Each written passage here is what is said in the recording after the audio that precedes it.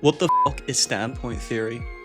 Karl Marx makes a very basic claim, which is that social interactions with the natural world around us shapes us and the knowledge which we gain. But on the other side, it actually also sets limits on what knowledge we can gain, depending on our understanding through those social interactions, particularly in our social relationships and maybe what social relationships we don't have.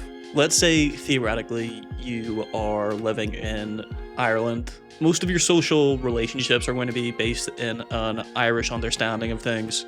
So it's actually going to be very difficult for you to understand, let's say, the experience of someone in Brazil.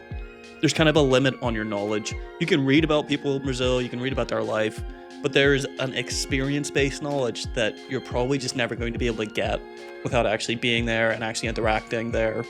But we can go a little bit further here and say that you might have people who are placed on fundamentally different positions within a society. Each position will receive opposite versions of experience-based knowledge.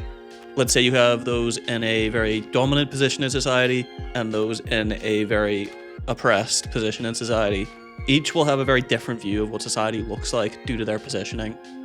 It's then also argued that those people in the dominant position, due to how they're cut off from certain social interactions, social knowledge, end up having this obstructed and actually kind of perverse view of how these social relations are working. But due to their general dominance, their viewpoint is generally filtered down to other people and forced upon others as the right position. However, the material position of the oppressed people within a society don't view society from the heightened position of the dominant class, but view society within its real material and social relations. They see all the good things and the bad things about it. For Marx, this dichotomy was the working class in opposition to the capitalist class. However, for Nancy Hartsock, it was the different conditions that men and women lived in which separated their view of society. However, both were of the position that the oppressed would need to get rid of the dominant ideologies they were under. First off, with a scientific approach to gain an objective view of what your standpoint is, and then secondly, on an education approach, which allows you to share that understanding to other people with a similar standpoint.